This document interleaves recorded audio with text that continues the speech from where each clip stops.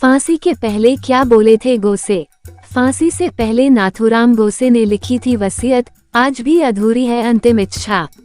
महात्मा गांधी के हत्यारे और पुणे में कभी टेलरिंग का काम करने वाले नाथूराम गोसे की अंतिम वसीयत के बारे में बताने जा रहे हैं। गोसे की अंतिम इच्छा आज भी अधूरी है, जिसमें उन्होंने अपनी राख सिंधु नदी में विसर्जित करने की बात कही थी। क्या लिखा है वसीयत में?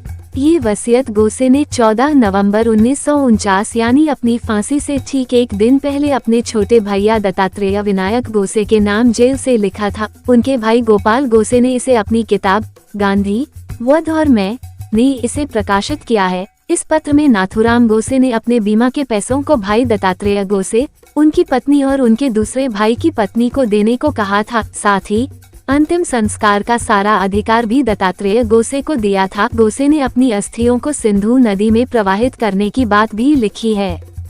वसीयत में नाथूराम गोसे का नाम सबसे नीचे लिखा हुआ है। पुणे के जिस इमारत में गोसे की अस्थियां रखी हैं, वहां एक रियल एस्टेट, वकालत और बीमा क्षेत्र से जुड़े ऑफिस है। शीशे के एक केस में गोसे के कुछ कपड़े और हाथ से लिखे नोट्स भी संभाल कर रखे गए हैं। गोसे से जुड़ी यह निशानियां शिवाजी नगर इलाके में बने जिस कमरे में रखी हैं, वो अजिंक्य डेवलपर्स का दफ्तर है।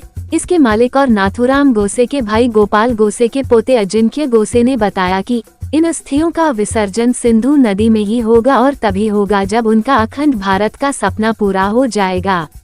मेरे दादाजी की अंतिम इच्छा यही थी। इसमें कई पीढ़ियां लग सकती है, लेकिन मुझे उम्मीद है कि वो एक दिन जरूर पूरी होगी। शनिवार पेट के इसी घर में कभी नाथूराम गोसे रहा करते थे। अब यह मकान बेहद जर्जर हो चुका है। इस घर में इन दिनों कई छोटी छोटी प्रिंटिंग प्रेस हैं।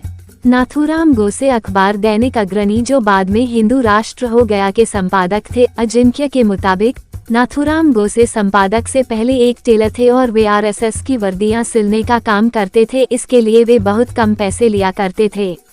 इस कारण गिरफ्तारी के बाद उनका संबंध आरएसएस से भी जोड़ने का प्रयास किया गया था। उनके पास उस जमाने में एक कार भी हुआ करती थी।